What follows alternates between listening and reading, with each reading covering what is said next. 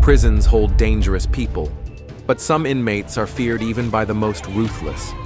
These women didn't just break the law, they shattered lives, bent the system to their will, and left a trail of terror that lingers to this day.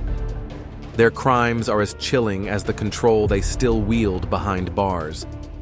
Here are the 15 most feared women in U.S. prison.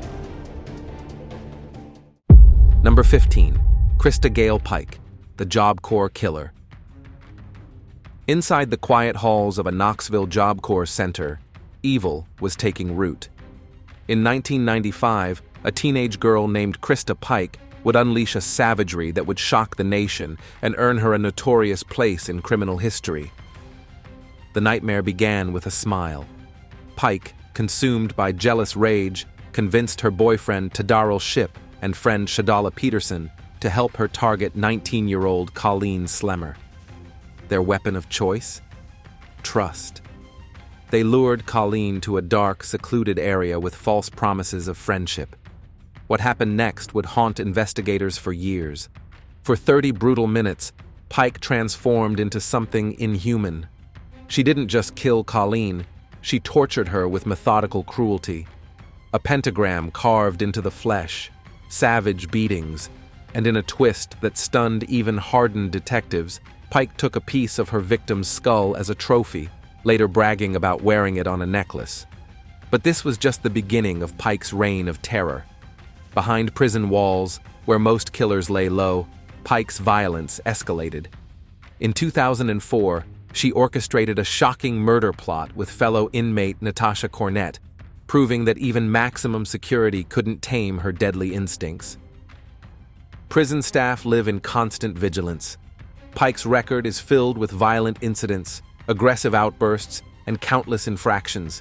She's been caught with weapons, attacked guards, and terrorized other inmates. The prison has been forced to create special protocols just to contain her. Think maximum security on steroids. Even in solitary confinement, Pike finds ways to spread chaos. Guards must undergo specialized training just to handle her. She's not just any death row inmate. She's become the most dangerous woman in the system. One wrong move, one slip in security, and Pike is ready to strike. The most chilling part? Pike was just 18 when she committed murder, making her one of the youngest women ever sentenced to death in U.S. history. Her legal team has tried everything: mental health claims, appeals, you name it. But in 2000, even when courts found errors in her case, they took one look at her ongoing violence and said, "The death sentence stands." Today, Pike remains a shadowy legend and the only woman on death row in Tennessee.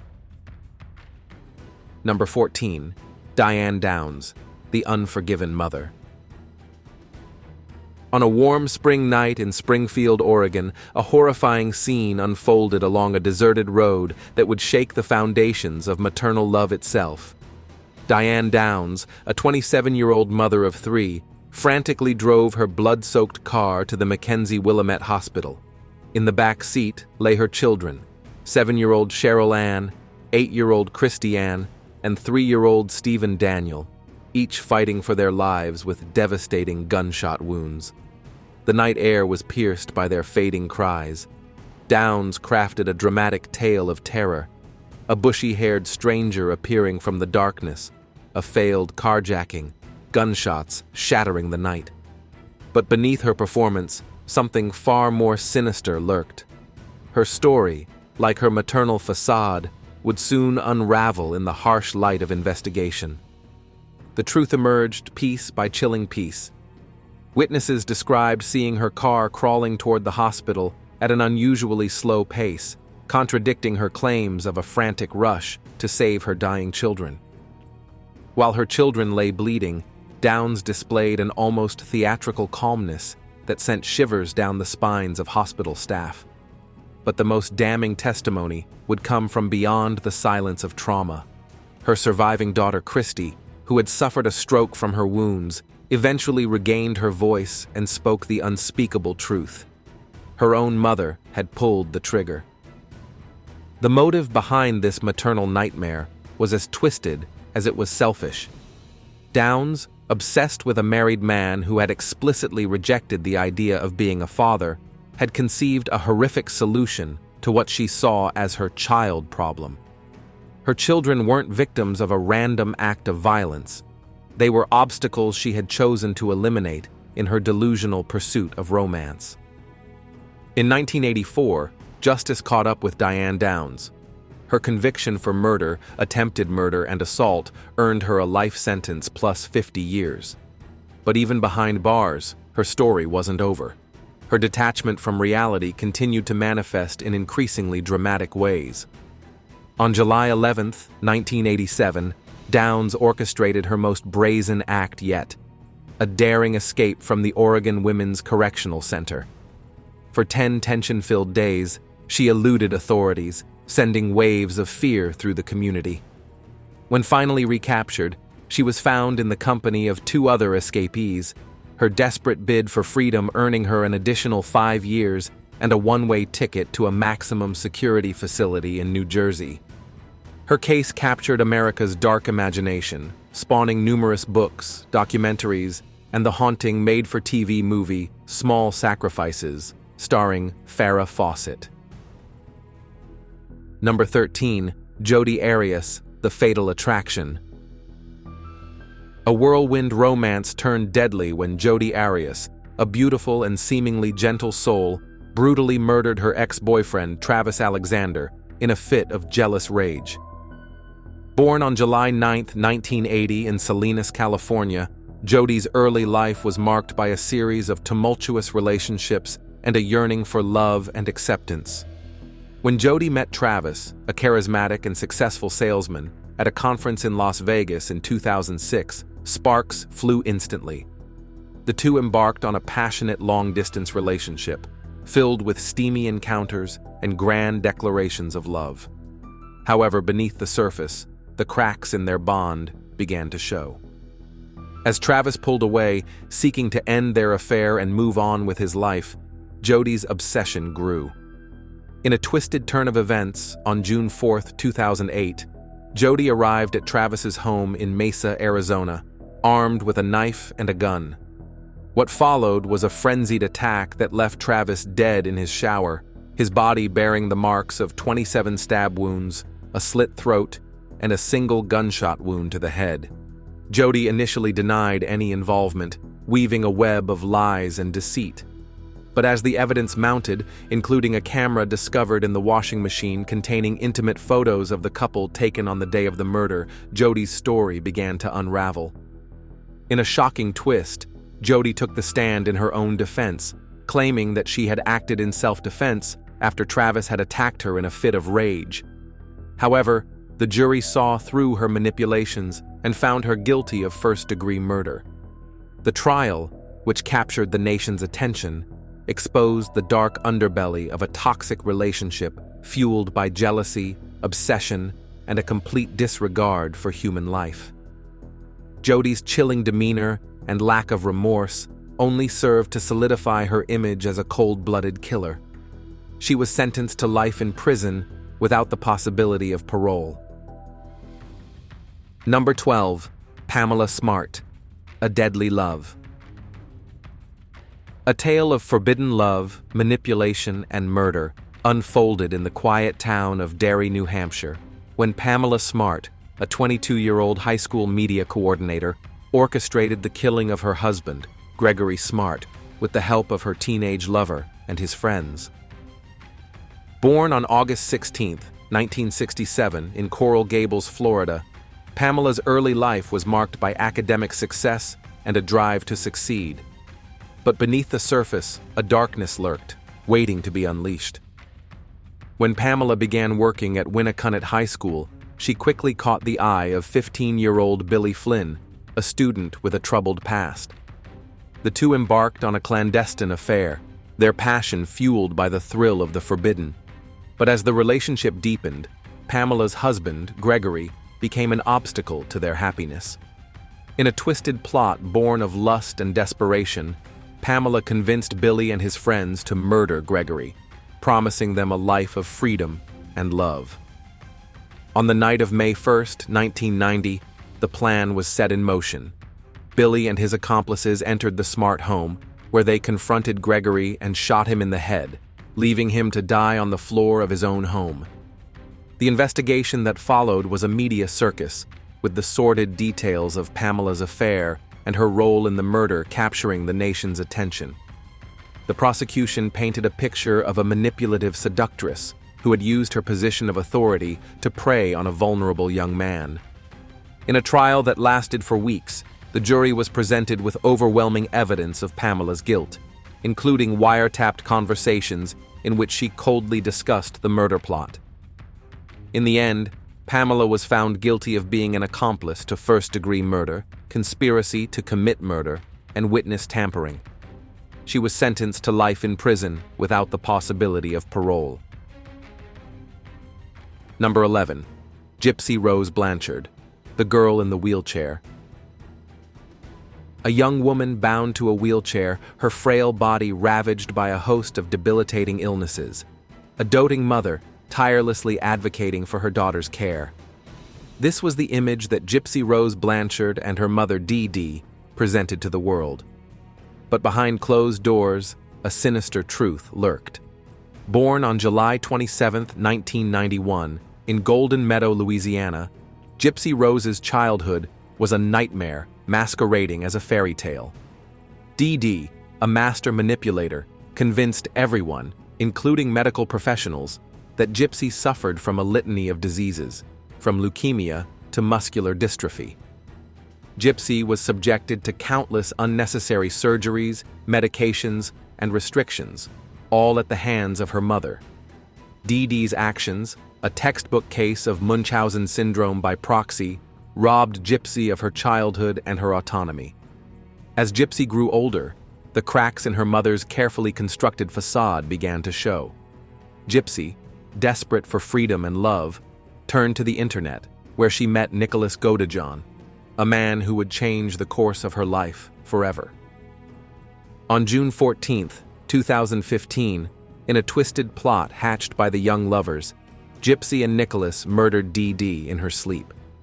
The brutality of the act, which involved multiple stab wounds, shocked the nation and exposed the dark reality of Gypsy's life.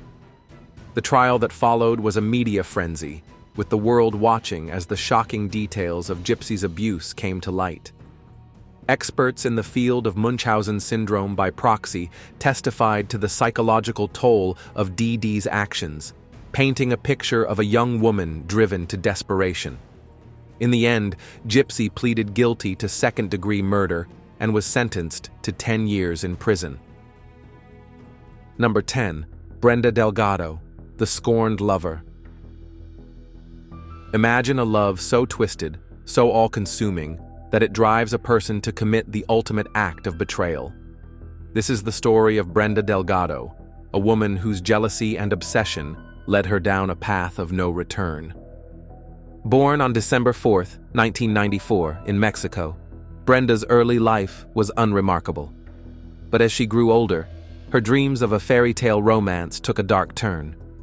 When Brenda met Ricardo Paniagua, a successful dermatologist, she thought she had found her Prince Charming. But Ricardo's heart belonged to another, a beautiful dentist named Kendra Hatcher. When Brenda discovered the truth, her love turned to hate, and she began to plot her revenge. In a chilling act of premeditation, Brenda enlisted the help of two accomplices, Crystal Cortez and Christopher Love, to carry out her sinister plan. On the evening of September 2, 2015, as Kendra was returning to her Dallas apartment, she was ambushed in the parking garage. A single shot rang out, striking Kendra in the head and ending her life in an instant. The killing, which bore all the hallmarks of a professional hit, sent shockwaves through the community and left investigators scrambling for answers. As the investigation unfolded, the twisted web of Brenda's obsession began to unravel. Evidence, including surveillance footage and cell phone records, pointed to Brenda as the mastermind behind the heinous crime.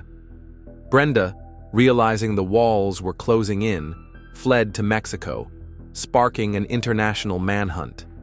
But justice would not be denied, and after months on the run, Brenda was captured and extradited back to the United States to face the consequences of her actions. In a trial that gripped the nation, prosecutors painted a picture of a woman consumed by jealousy and rage, willing to go to any lengths to eliminate her perceived rival. The jury, convinced by the overwhelming evidence, found Brenda guilty of capital murder. She was sentenced to life in prison without the possibility of parole. Number 9. Susan Smith, the mother who cried wolf. On the night of October 25, 1994, in the small town of Union, South Carolina, Susan Smith, a 23-year-old mother of two, made a frantic call to 911. Through tears and sobs, she claimed that a black man had carjacked her and kidnapped her two young sons, 3-year-old Michael and 14-month-old Alexander. The nation watched in horror as the story unfolded, with Susan making emotional pleas for the safe return of her children. But as the days turned into weeks and the search for the missing boys intensified, cracks began to appear in Susan's story. Born on September 26, 1971, in Union, South Carolina, Susan's early life was marked by tragedy and loss. Her father committed suicide when she was just 6 years old, and her mother remarried a man who would later be convicted of sexually abusing Susan. As the investigation into the disappearance of Michael and Alexander continued, Susan's behavior began to raise suspicions. She appeared on television, calm and composed, even as the nation prayed for the safe return of her children. And then, on November 3, 1994, the truth came out. After 9 days of intense interrogation, Susan finally confessed to the unthinkable. In a fit of desperation and depression, she had driven her car to a nearby lake, strapped her sons into their car seats, and watched as the vehicle rolled into the water, drowning the two innocent boys. The nation was stunned by the revelation, and the trial that followed was a media frenzy. Prosecutors portrayed Susan as a selfish and manipulative woman who had sacrificed her own children for the sake of a new relationship. In the end, Susan was found guilty of 2 counts of murder and sentenced to life in prison with the possibility of parole after 30 years. Number 8. Shelia Eddy, the best friend betrayal. In the quiet town of Morgantown, West Virginia, a shocking crime rocked the community to its core. Skylar Neese, a vivacious 16-year-old with a bright future ahead of her, vanished into the night, leaving behind a trail of questions and a family desperate for answers. Born on September 28, 1995, Shelia Eddy was one of Skylar's closest friends, along with Rachel Schoaf. The 3 girls were inseparable, their bond seemingly unbreakable. But beneath the surface, a darkness lurked, waiting to be unleashed. On the night of July 6, 2012, Shelia and Rachel lured Skylar out of her home, promising a night of fun and adventure. But as the car wound its way through the darkened streets, the mood shifted, and the true nature of their plan began to unfold. In a secluded wooded area, Shelia and Rachel attacked Skylar, stabbing her repeatedly with kitchen knives they had brought along for the occasion. Skylar, betrayed and bleeding, fought for her life, but the onslaught was too much to bear. As Skylar's life slipped away, Shelia and Rachel callously disposed of her body, leaving her to rot in the dense undergrowth. They returned to their lives, playing the role of grieving friends, even as Skylar's family and the entire community searched desperately for any sign of the missing girl. It would be months before the truth would come to light, with Rachel finally cracking under the weight of her guilt and leading investigators to Skylar's remains. The revelations that followed were shocking, painting a picture of a friendship turned deadly, fueled by jealousy and a twisted sense of loyalty. In the trial that followed, Shelia Eddy was portrayed as the ringleader, the mastermind behind the brutal plot. The prosecution presented evidence of Shelia's sociopathic tendencies, including a history of manipulative behavior and a lack of empathy for those around her. In the end, Shelia pleaded guilty to first-degree murder and was sentenced to life in prison with the possibility of parole after 15 years. Number 7. Velma Barfield, the death row granny. In the quiet town of Lumberton, North Carolina, a seemingly gentle grandmother harbored a deadly secret. Velma Barfield, born on October 29, 1932, was a church-going woman who appeared to be a pillar of her community. But beneath her benign exterior, a sinister darkness festered, waiting to claim its next victim. Velma's method of choice was poison, a silent killer that allowed her to maintain her facade of innocence. Over the years, she claimed the lives of several loved ones, including her own mother, 2 husbands, and a fiancé. She even poisoned the food of her boyfriend's elderly mother, all while presenting herself as a caring caregiver. As the bodies piled up, suspicion began to mount. Velma's carefully constructed world unraveled when an autopsy revealed traces of arsenic in her fiancé's body. The authorities closed in, and Velma's dark deeds were brought to light. In 1978, she was convicted of first-degree murder and sentenced to death. Velma's case gained national attention as she became the first woman in the United States to face execution by lethal injection in the modern era.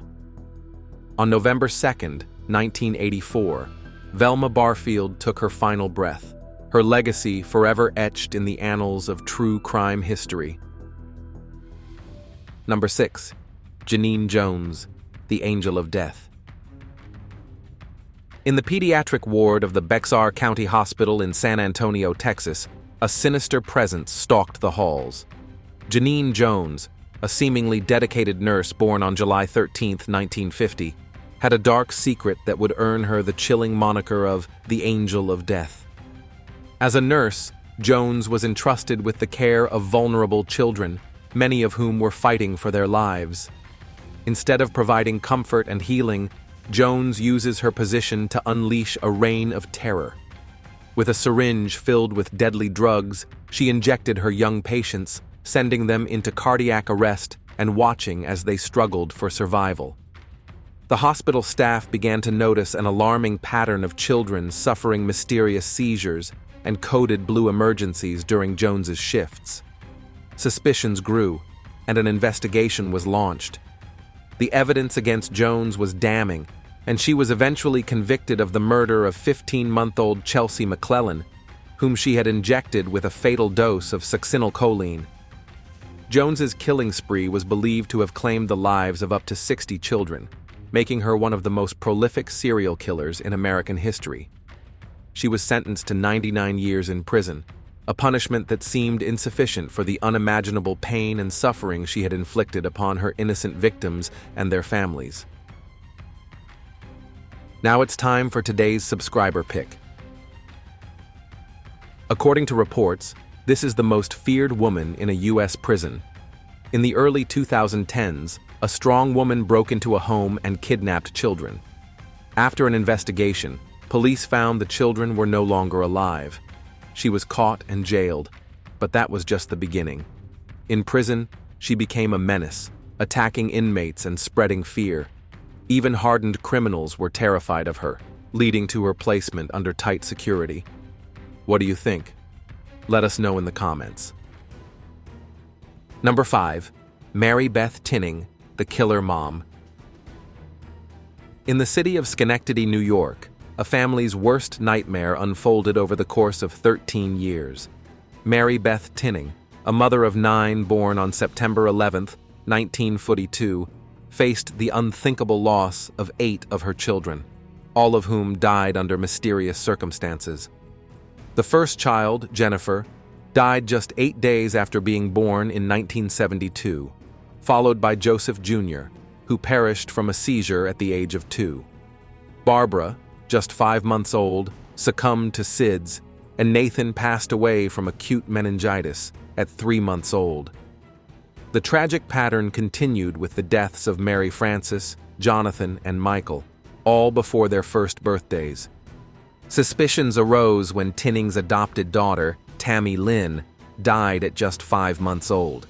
The authorities began to question the statistical improbability of so many infant deaths in one family. An investigation was launched, and the horrifying truth came to light. Tinning had smothered her children to death, driven by a deep-seated need for attention and sympathy. In 1987, Tinning was convicted of the murder of Tammy Lynn and sentenced to 20 years to life in prison. The community was left reeling, struggling to comprehend how a mother could commit such unspeakable acts against her own children. Number 4. Aileen Wuornos, the Damsel of Death. In the late 1980s and early 1990s, the highways of Florida became a hunting ground for a predator unlike any other. Aileen Wuornos, a prostitute with a troubled past, stalked the roads in search of her next victim, leaving a trail of blood and terror in her wake. Born on February 29, 1956, in Rochester, Michigan, Wuornos had a childhood marred by abuse, abandonment, and instability. By the time she was a teenager, she had turned to prostitution to survive, a decision that would ultimately lead her down a path of darkness and destruction. Between 1989 and 1990, Wuornos murdered at least 7 men, all of whom were clients of her prostitution services. She claimed that the killings were in self-defense, that the men had tried to assault her, and that she had no choice but to fight back. But the evidence told a different story. Wuornos's crimes were brutal and cold-blooded. She would lure her victims to secluded areas, shoot them at point-blank range, and then steal their belongings and their vehicles. Her killing spree sparked a massive manhunt, with law enforcement agencies across Florida working tirelessly to bring her to justice. In January 1991, Wuornos was finally apprehended, and the true extent of her crimes came to light. She was charged with 6 counts of first-degree murder and ultimately convicted and sentenced to death. Her case garnered national attention, with many seeing her as a symbol of the dangers of prostitution and the failings of the criminal justice system. On October 9, 2002, Aileen Wuornos was executed by lethal injection at the Florida State Prison. Her last words were a defiant proclamation of her innocence, a final act of rebellion from a woman who had spent her entire life fighting against the world that had wronged her. Number 3. Kristen Gilbert, the Deadly Nurse.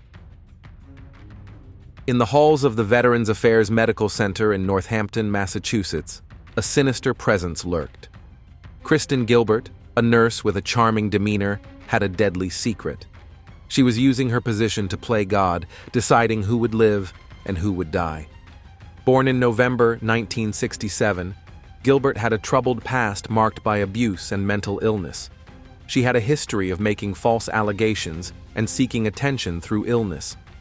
Between 1995 and 1996, Gilbert was responsible for a series of suspicious deaths at the medical center.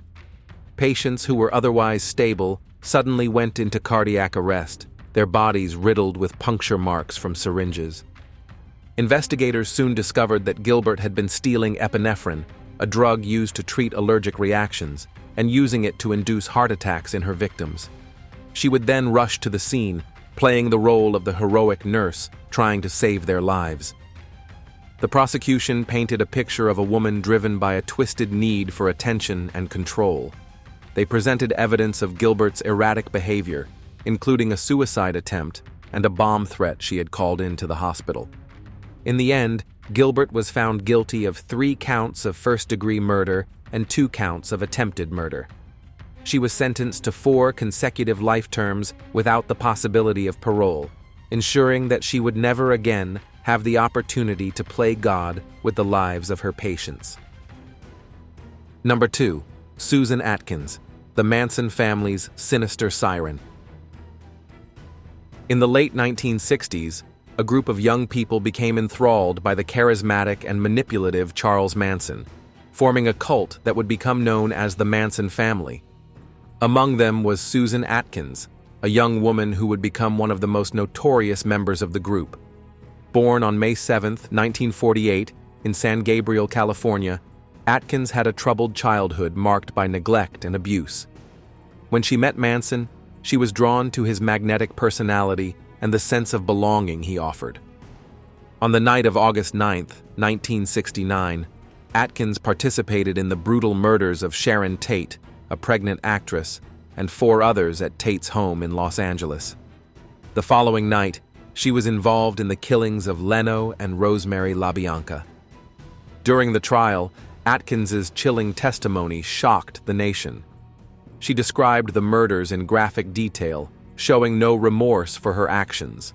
Her words, "I don't even know how many times I stabbed Tate and I don't know why I stabbed her," became a haunting reminder of the depths of human cruelty. Sentenced to death, Atkins' punishment was later commuted to life in prison when California temporarily abolished the death penalty.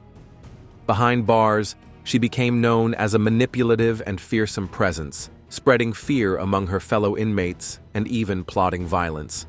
Atkins died of brain cancer in 2009, but her legacy as one of the most notorious members of the Manson family continues to fascinate and horrify the public to this day. Number 1. Nannie Doss, the giggling granny. Behind the gentle smile and twinkling eyes of Nannie Doss lurked a cold-blooded killer who would come to be known as the giggling granny.